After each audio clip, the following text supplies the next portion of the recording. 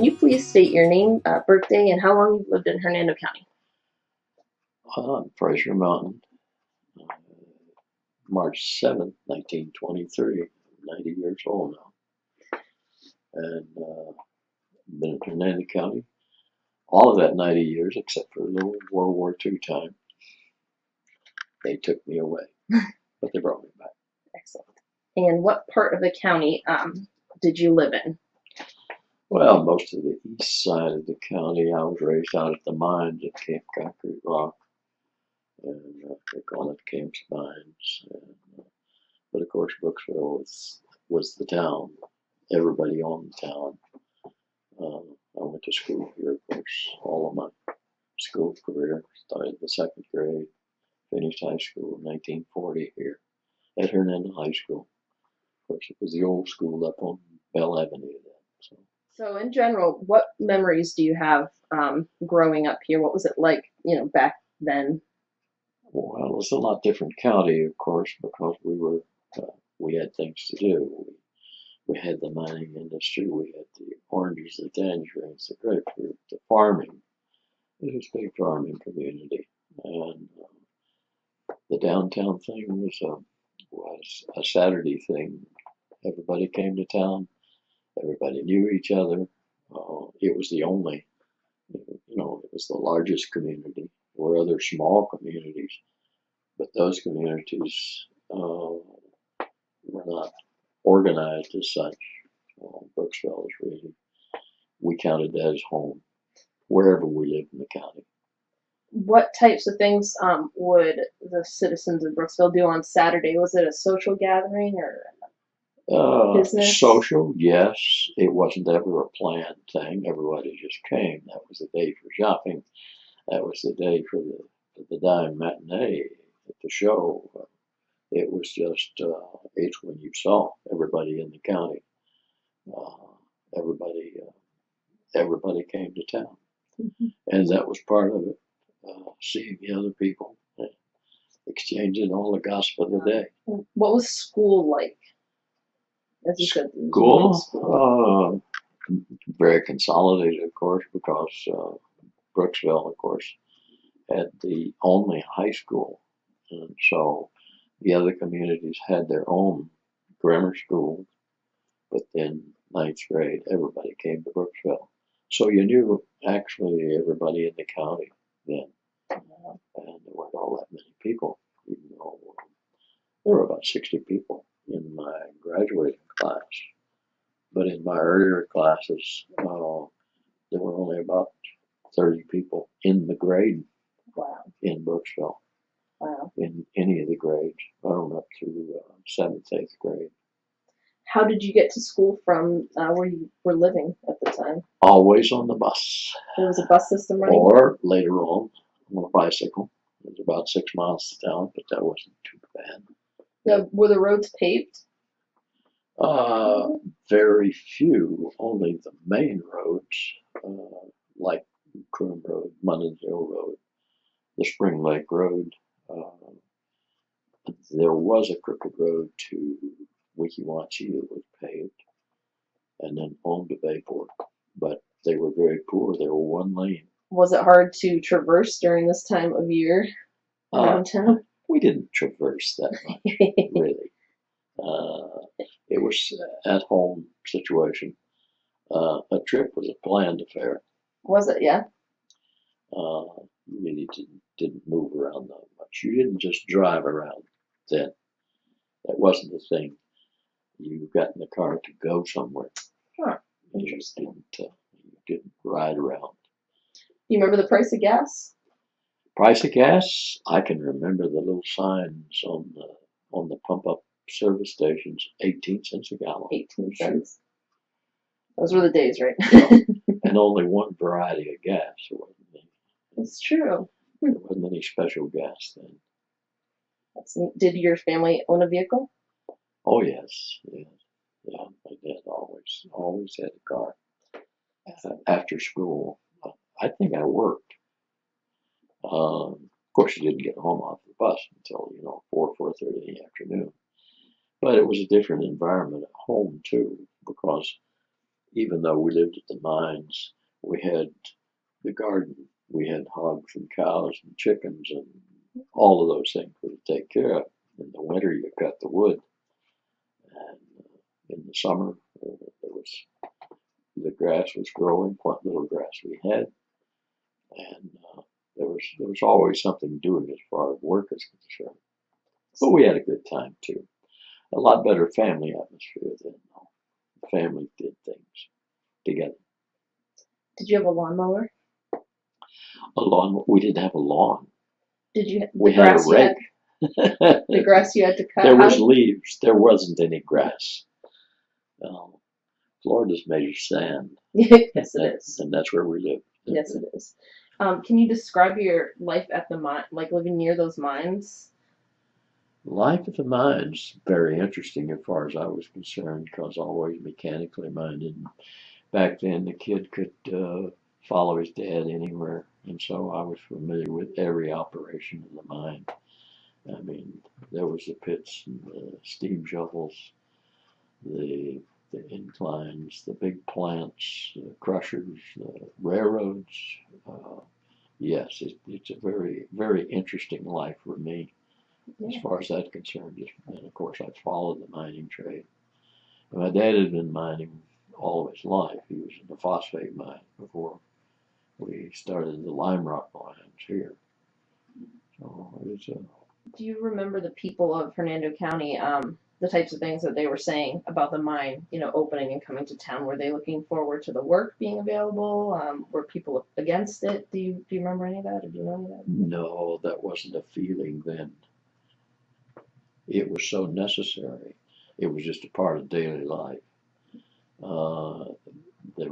There weren't political issues about it then. It was so necessary and so great.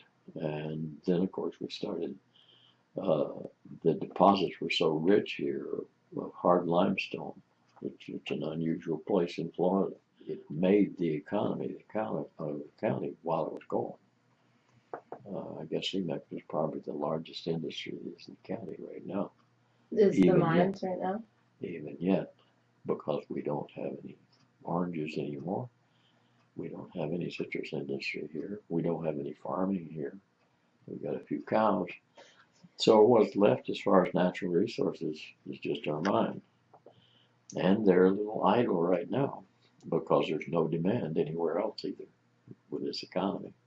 Do you remember, the idea of the airport being built? Well, let's talk about the airport that was built to begin with, which was not where the big airport is now. Is that right? It was right here in Brooksville, right down from the old Scarborough house. Really? On 50, on the curve there. Okay. That was the Scarborough property there. Yeah. The old Barn Scarborough property. And they had two grass runways. There was a sinkhole on the side of one, so it wasn't exactly a north-south runway. You had to go around the sinkhole to come in. But what year was that? Do you remember? Oh, this is in the 1920s. Okay. In the 1920s, we were into the aviation business. We had a fast little monocoupe, a locally owned one. We had a Ford Tri-Motor in here one time.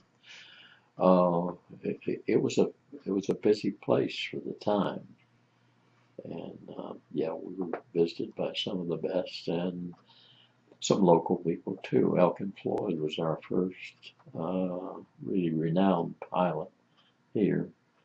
He was giving, he'd give you a 10-minute ride for $2. Do you remember as a kid seeing the planes come and go? Planes. There weren't that many of them, but yes, that was a sight. Was it? To see an airplane, certainly. Yes. Never thought of it that way. It's true. Of course, I was always interested in airplanes. Born in 1923, my first memory is second grade. My second grade teacher asked me what I wanted to be. Well, Lindbergh had just completed his flight to Paris, and I wanted to be a Lindbergh. That stuck with me until the until the bitter end. I became an Air Force pilot. Right. Just the accident of World War II, I was just right for World War II. I was 18, 1941. When the war started, I signed up and put in about 3,000 hours of flight time for the Air Force. Okay. Matter of fact, I've got 800 hours of combat time. Were there lots of guys from Hernando County in the same boat as you, so to speak? Absolutely. Going to war? The young men of Hernando County left. Each in his own. We developed a lot of pilots as a dozen or so people. I've tried to get most of the history of most of them there. And some of them some pitiful cases. A couple of neighbors up on Liberty Street, the Keithley boy and a Patterson boy. Both of them went in the Air Force. Both of them were killed in B-17s. World War II. But we lost, we lost a lot of good kids. I can imagine. The county changed much when you came back? Yes, it had died completely because things really left here. And even though the Air Force Base was developed here, it was such a closed, secretive affair. It didn't get much publicity. But it was a wonderful thing that they built it because we're still using it. They did a good job of it.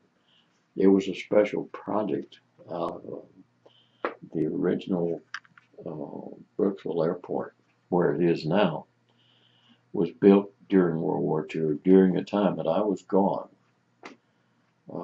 And it was a part of the Orlando Air Force Base group, who later on became the famous 509th Composite Group that dropped the atom bomb. Wow. And some of the training exercises, some of the things that they did here in Brooksville, they were separating the men from the boys as to who should do these special weapons type things. And so Brooksville was really a part of that. And the airport industrial area is probably the most prominent thing that there is in the county now for the hope of the county. Mm-hmm. Because industrial development is our only hope. No, we don't have the mines or the farming situation anymore. So industrial development, people are going to have to bring the money in here, and we can build it or do whatever. Do you remember going to the springs ever? Or? Well, yes. As a kid, of course, we rode bicycles from Brooksville. Oh my gosh! We really? camped down on the river for a week at a time and didn't see civilization. There wasn't any civilization there. US 19 didn't exist. There was a spring, yes, but we camped down the river at the sandbanks there. And the river there were no houses anywhere on the river between Wekiwachi Springs and the big dock at Bayport. There were no houses. There were no people. It was forest primeval. It was beautiful. When you camped there for a week at a time with your friends or family or whoever, what did you go up and down the river in a boat? Did you guys fish, climb trees? We didn't have a boat. No boats? No, we might have an inner tube if we could steal one somewhere. No, but it was no problem at all. Many times, you dive in at the springs there and just float down the river. So it's no problem. Yeah, sure. Were there snakes and other wildlife? I have not swam the whole river, but I have been the whole river in the water all the way. Just floating down. Sure. Yeah. And inner tubes they were expensive and not very popular then. But we had the river, and there's some beautiful spots on it. We had special places. Stop off and hang out. Yeah. See, the road didn't come close to the river at that time. It was through the scrub, through the swamp to get to the river. How did you get there through the swamp? Did you on foot? No, you didn't go through the swamp. You went down the river. Oh, okay. The river was the transportation. See, the river has has a memory all the way back to, back to the Civil War days, whenever what they call military landing, even back to the early Indian wars. They brought supplies up the Wickiuwatsa River all the way to what they call military landing. See, the first roads were put into Hernando County in the 1830s, 1840s by the Army. And some of the supplies came in by sloop into Bayport and then pulled up the river as far as military landing. And that's where one of the military roads came to get supplies. When we talk about supplies, we're talking about basic human elements you needed to exist. Wow. This was wild country. It was, Florida's all new. Whenever you think about it, we haven't been here. We haven't been in it very long. Right. And you remember when it was mostly, well, certainly not developed. I mean, do you remember as a child? I've heard other people say just acres and acres and acres of oranges and just wild land. Well, the only oranges, of course, were on the hills. Now there were no oranges between here and Bayport. Really? No. So what was between here? It's too cold. No, they found out that oranges will only grow, with the temperature, the elements. The elevation has a lot to do with raising oranges, raising citrus. And 150-foot elevation below that, it was you were very precarious planting anything citrus in there. Not only that, the soil itself, like all of Spring Hill, is now just sand hills, and it just wouldn't grow anything. Right. And we didn't have these commercial fertilizers and things like that to go with then, and so you use the natural earth. Here in Brooksville on the hills, of course, we had this hammock area, which was, heavy mulch, and it was rich country. It was good for any kind of farming. Wow.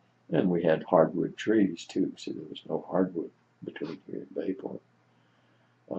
Just pasture? Was it used to graze cattle then, or was the area between here and Bayport used for other types of farming, like raising cattle or anything? It wasn't used at all. It wasn't. See, originally was all pine timber. Florida was covered in the most beautiful pine timber you ever saw. These were 3-4 feet in diameter, 80, 90, 100 feet tall. That's awesome. Pine trees. Pine trees. They were so thick that there wasn't any undergrowth. There wasn't anything growing underneath. Wow. You could travel through the woods. Yeah. Because it was open woods, pine woods. That's what they call pine woods. Were the railroads still being used, religiously like that when you were a kid growing up? Yes, railroads were very important then. Yes. Did you ever go? When I was a kid, and later on even, if you wanted to go to Tampa, you went by rail. Did you do that yourself? Go to Croom and then go down, go to Tampa by rail. From Croom, right, where the rails to trails. Where the rails to trail was the main line from Jacksonville to St. Petersburg, Tampa area. Do you remember riding the trains yourself? Oh yes. Really? Do you remember how much a train ticket cost? Oh, well, like trains, like bus tickets. Yes, I used to work in Tampa. Okay. And come home on the bus, and for 90 cents you got a two-way ticket. Wow. Yeah. There and back. For 90 cents from Brooksville. How long was the ride? Do you remember? How long? How long did it take? Only took about an hour and a half. Hour and a half? Yeah. We could probably get to Tampa now in 30 minutes. Yeah, we had state highways by then. Okay. And the buses, and bus service was, every couple hours. There were buses. Oh, that's pretty North good. and south.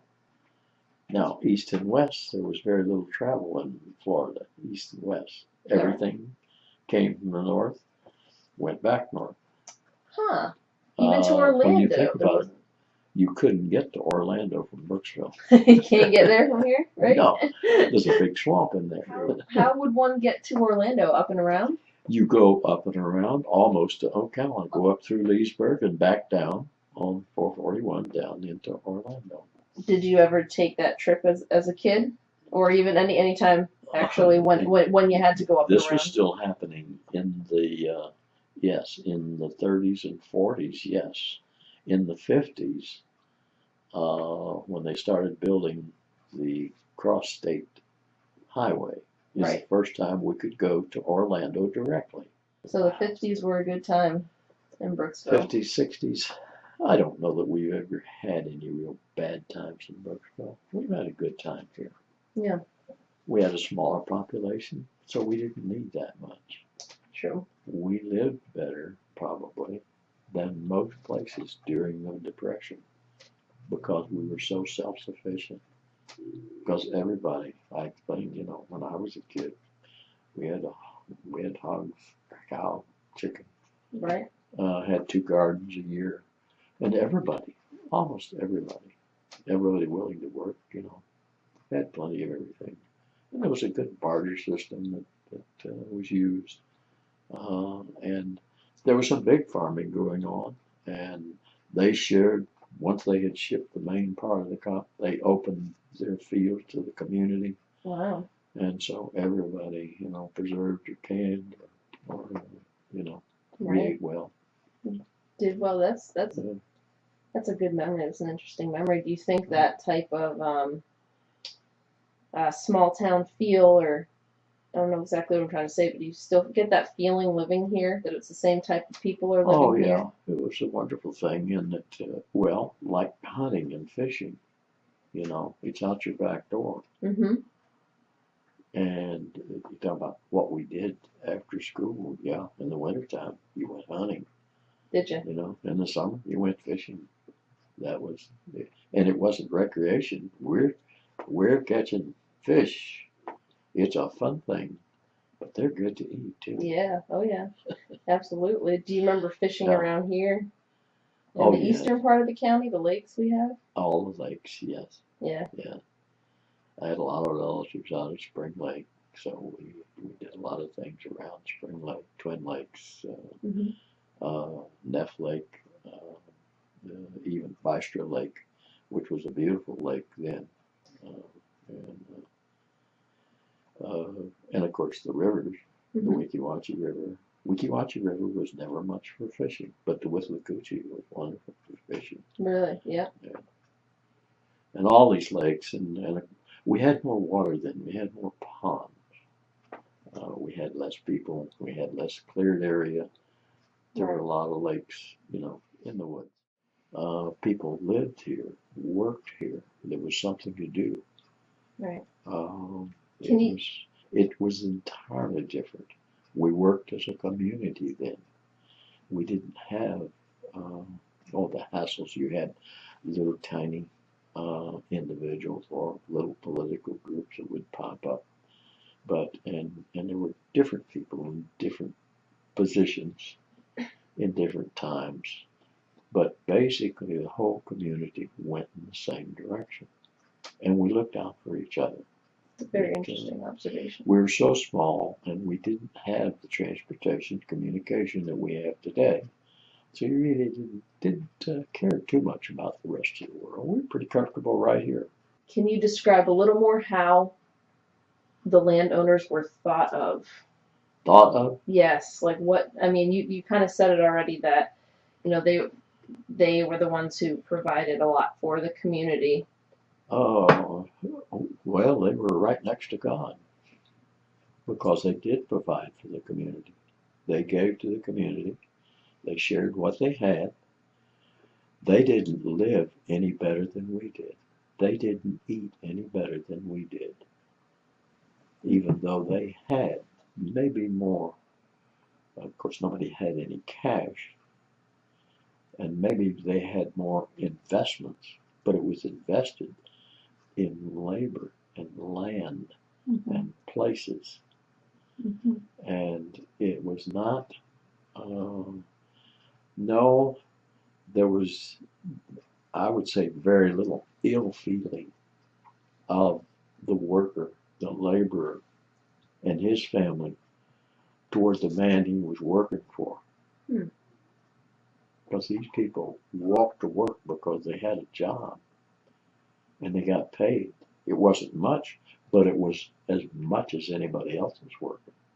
Hmm. We didn't have that competitiveness now for jobs. If you wanted a job, all you had to do is go to work. There was plenty of work to do. Now people have a different attitude. When they're looking for a job, what can you do for me on the job? They don't say, I need a job.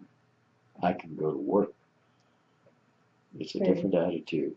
Yeah, it's very interesting. But the relationship, yeah, we didn't have a labor management problem. Even at the mines, the mines were self-sustained. They had their own little commissary where you got all the necessities of life that you could grow, build, or make of your own. Right. It has a little commissary right there. They had a little 5-gallon gas pump. If you had a car, you got your gas there. Wow. The wonderful thing for the common man is that you could charge it for the week. They paid on Saturday afternoon. And so you settled up with the commissary, and then you went to town and spent the rest of it. You might think it was a hand-to-mouth thing, but actually, I don't think anybody was hungry. Now, people weren't fat like they are now, but they didn't sit around and eat then. They worked. Right. It made quite a difference in the economy. I've often said that it would be such a wonderful world if everybody went to work. You think about that. If everybody went to work at whatever they can do. Where do you see the way the county's developed over time? Where do you see it headed? I mean, are we going downhill, uphill? The Air Well, Force? right now in this economy, of course, we're going with the rest of the country downhill. And personally, I hate to say it, I don't see any way out this time. I've been around the world.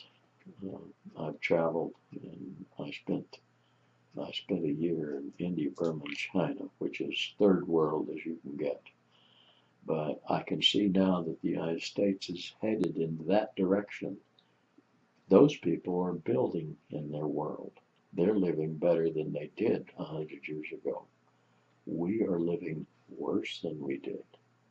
We are crowded.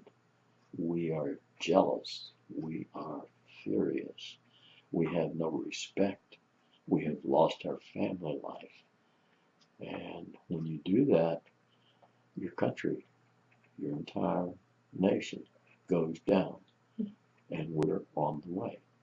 I'm talking to people at the city and the county every day if possible. Mm-hmm. I've gathered all this information and offer it freely. And if you want to know where we're going, we've got to know where we've been. Here's the way it was, and it worked. Mm-hmm. Let's try it again. Mm-hmm. Or let's try something just a little different. But we've got to keep changing. Right. And yet we've got to stick to the problem that we have locally. And yes, I try to stay close to especially to the city. City of Brooksville is so very important to me. Mm-hmm. It is, it's our one thing that is left that is still small. We still have, we're represented. You can go, you can talk to the city manager, you can talk to the mayor anytime you want to. Mm-hmm. And it might get done, it might not, but you make them aware. Mm-hmm. And it's still a good place to live. Of course, we have to make it that way.